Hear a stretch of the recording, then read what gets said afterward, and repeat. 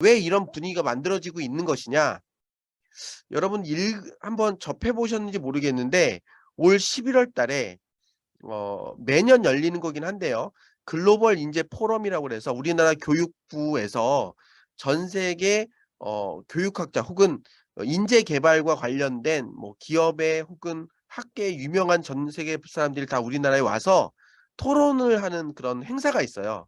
거기에서 계속 끊임없이 얘기됐던 게 뭐냐면 불확실성의 시대, 즉 교과서에 있는 내용으로 더 이상 이 세상의 변화를 예측하거나 이 세상에 발생하는 문제를 해결할 수 없는 세상에서는 이제 학교 교육만으로는 우수한 인재를 양성할 수 없다. 그리고 지식을 자꾸 탐구하고 지식을 주입하는 교육으로는 더 이상 미래를 살아갈 수 있는 인재 개발이 불가능하다. 그런 이야기를 계속 반복적으로 했어요.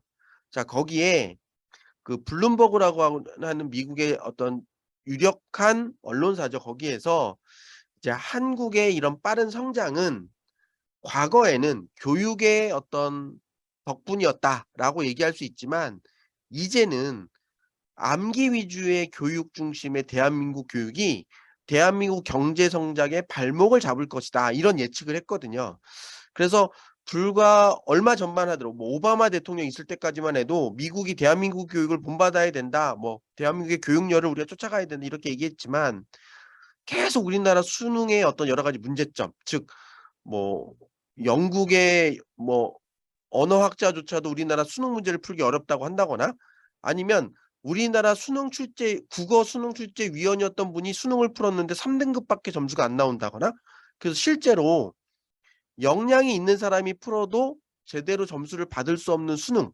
그래서 그 수능 점수를 잘 받기 위해서 똑같은 문제 혹은 다양한 문제를 반복적으로 풀어서 문제 유형을 익혀서 시험 치는 기술을 늘리는 형태의 교육이 과연 미래를 살아가는 인재를 키우는 데 도움이 될 것인가? 거기에 대해서 강한 의문을 품고 있다 이런 거죠. 자, 그러면 전세 교육은 어디로 가고 있느냐?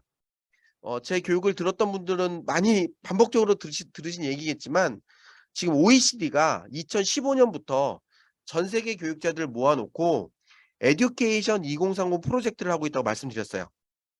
그래서 이 에듀케이션 2030 프로젝트가 뭐냐면 기술, 인공지능의 수준이 인간과 비슷한 수준까지 도달하는 시점이 2030 년이래요. 그래서 인공지능과 함께 더불어 살아가야 할 우리 아이들이 과연 어떤 교육을 받아야 할 것인가에 대해서 2015 년부터 전 세계 교육자들을 모아 놓고 지금 연구를 하고 있고요. 그래서 나온 첫 번째 결과물이 지금 보시는 에듀케이션 2030 학습 나침반이라는 어떤 개념의 구조예요. 그래서 이 내용을 간단히만 설명드리면 앞으로의 교육은 나 혼자 잘 먹고 잘 사는 인재를 키우는 게 아니라 나와 사회의 동반 성장, 공동 번영을 위해 기여하는 인재를 나가야 할 것이고 그런 인재를 길러 나가기 위해서는 학생 스스로 자신의 삶을 개척해 나갈 수 있는 학생 에이전시의 개념을 갖고 있는 인재로 우리 아이들을 키워야 된다. 그래서 학생 에이전시를 우리나라 말로 번역하면 자기 주도적인 인재로 길러내야 된다. 이렇게 말씀을 드렸었어요. 그래서 자기 주도적인 인재란 내가 갖고 있는 자원과 에너지를 스스로 통제하고 조절하면서 자신의 삶을 살아갈 수 있는 인재로 만들어야 한다. 자, 그러면 자기 주도적인 인재가 되기 위해서는 어떠한 힘이 우리 학생 안에 있어야 되느냐? 그중에 가장 밑바탕이 되는 게 바로 기초 기능이에요. 그래서 기초 기능은 말과 글로 정보를 수집하고 내 생각을 말과 글로 표현할 수 있는 능력, 문해력, 그리고 세상을 숫자로 이해하고 숫자로 설명할 수 있는 수리력. 세 번째, 가치 없는 데이터에서 아주 의미 있는 인포메이션, 정보를 만들어낼 수 있는 능력, 데이터 리터러시. 그리고 이제 가치 있는 정보는 교과서에 없다고 말씀드렸죠. 다 구글과 유튜브에 들어 있어요.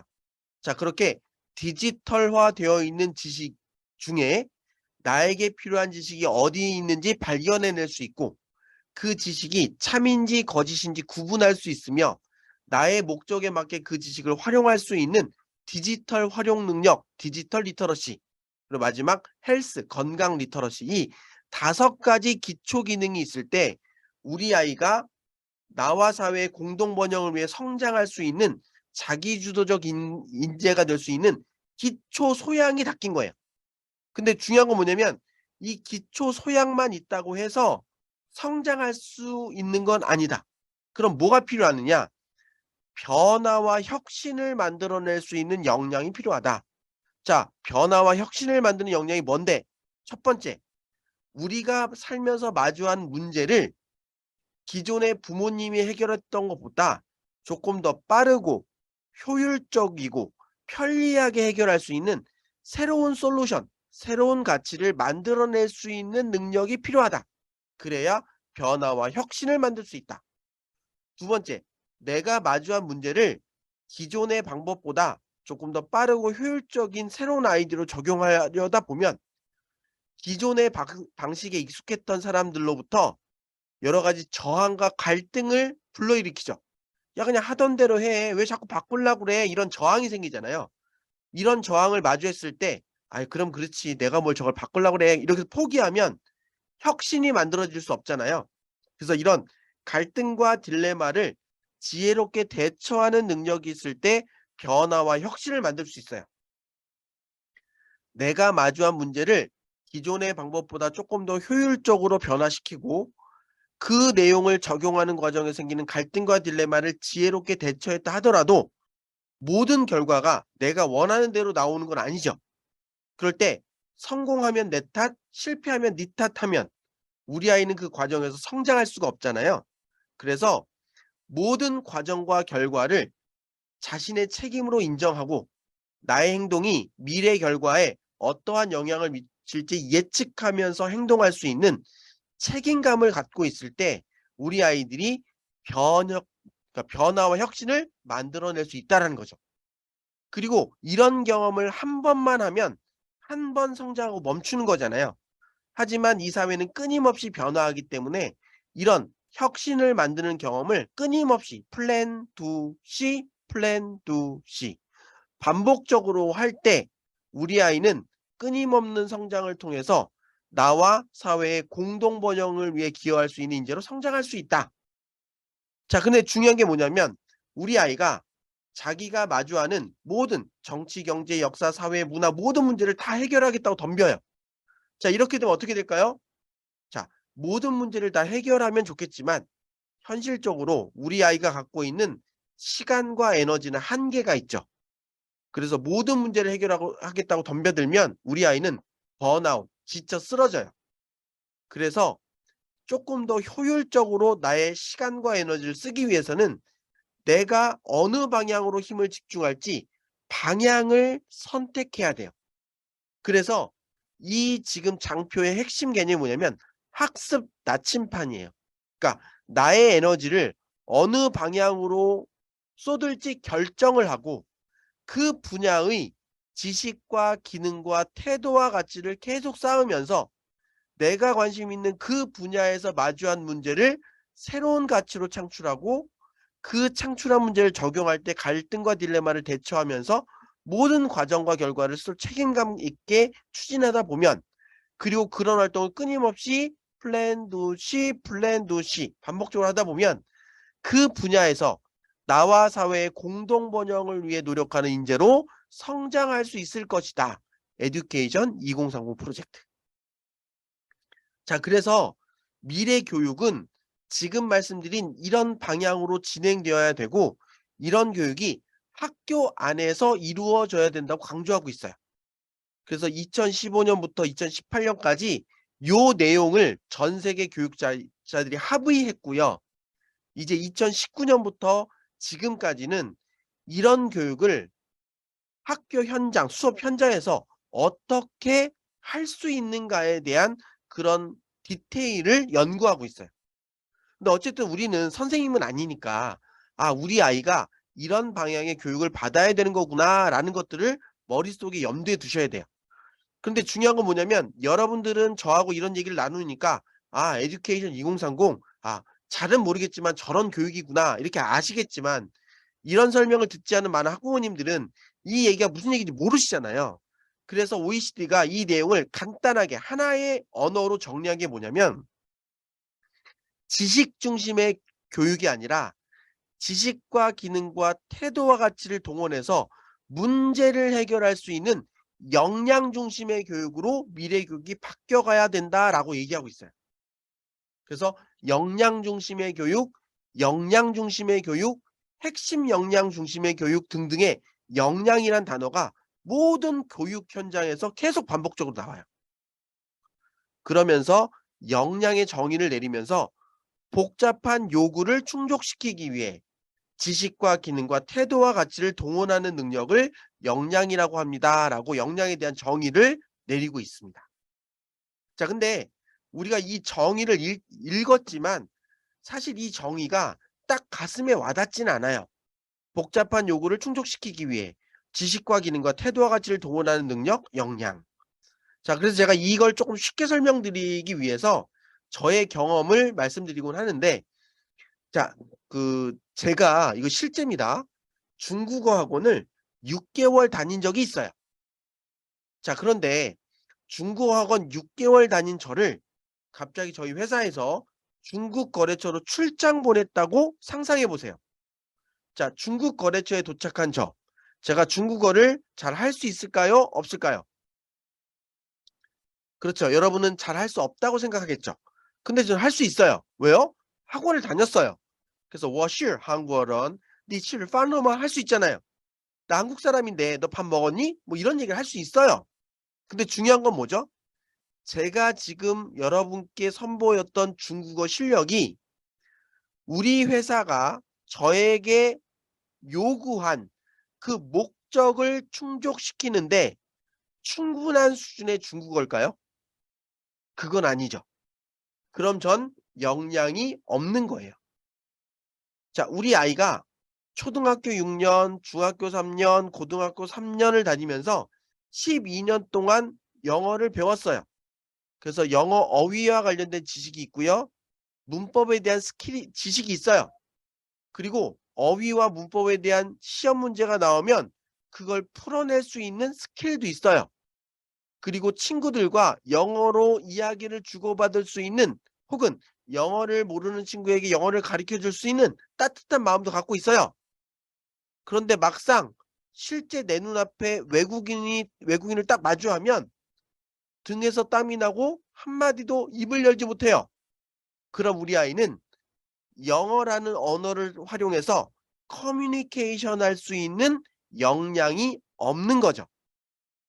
그래서 과거의 교육이 영어의 단어를 암기하고 문법을 익히는 형태의 지식 중심의 교육이 진행됐다면, 미래 교육은 지식 중심의 교육을 기반으로, 중요한 건 지식이 필요 없다가 아니에요.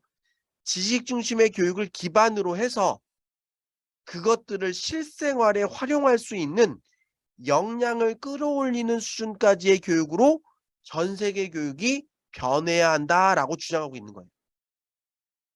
자, 그래서 앞서 2022 개정교육과정이 확정됐다고 했잖아요. 그래서 이 확정되기 전에 올 8월 달에 2022 개정교육과정을 이렇게 바꾸려고 합니다.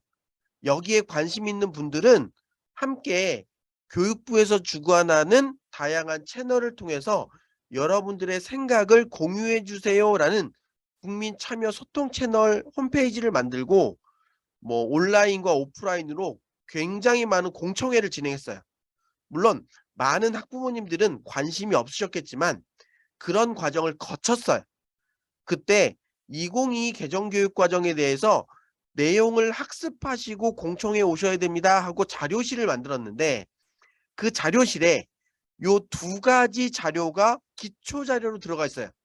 그 내용을 보면 에듀케이션 2030 프로젝트에서 앞서 제가 설명드렸던 학습 나침반의 내용이 그대로 담겨져 있죠.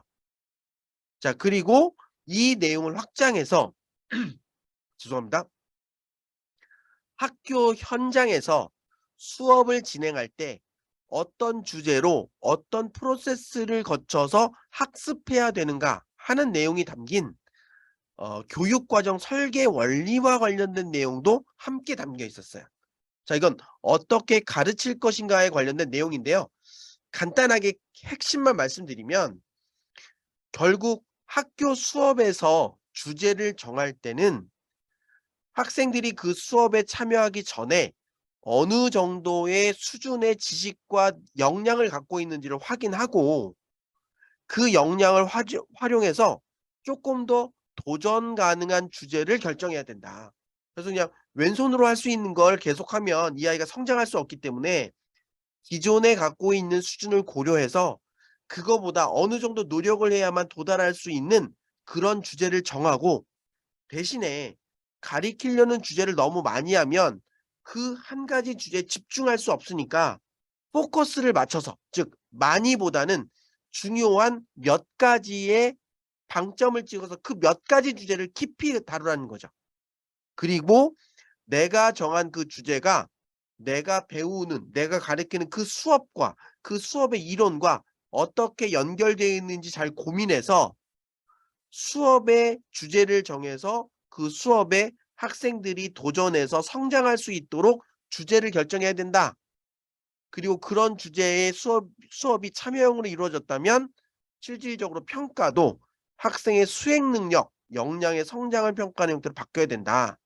자, 그러면서 수업을 진행할 때 학생들이 참여해서 수업을 하는 건 맞지만 결국 수업을 컨트롤하는 건 선생님이라는 거죠. 그래서 교사 주도적으로 학교 수업이 진행되어야 되고, 그렇다고 선생님이 일방적으로 가리키는 게 아니라 학생이 참여하는 과정을 교사가 통제할 수 있어야 된다는 거예요. 그러면서 아이들이 여기에서 정한 주제를 배울 때 교실에서 그걸 열심히 하는 게 아니라 내가 배우는 이 주제가 사회와 어떤 관련성이 있는지 스스로 생각할 수 있게 하고, 그리고 그것이 자신의 삶과 어떻게 연결돼 있는지 발견하고 고민할 수 있는 기회를 주고, 그리고 아이들이 하다 보면 선생님이 생각하지 못한 방향으로 생각이 확장될 수도 있잖아요. 그럴 때 정해진 틀에 맞춰서 하기보다는 선생님이 유연성을 갖고 수업의 범위와 양을 조절할 수 있어야 되며, 이 모든 과정은 학생이 참여해서 스스로 무엇인가를 만들어내는 형태의 수업으로 진행해야 됩니다. 이런 내용으로 진행될 때 에듀케이션 2030이 추진하는 역량 중심의 교육이 만들어질 수 있어요라고 얘기하고 있는 거죠. 자, 그래서 전 세계 교육이 이렇게 교육이 되고 있으니까 우리도 이런 내용을 담은 2022 개정 교육 과정을 만들려고 합니다라고 얘기하고 했고요. 그래서 크리스마스 이브 전날 12월 23일 지난주에 최종 2022 개정 교육 과정이 확정 발표가 됐어요. 이제 교육 과정을 고민하는 끝났어요.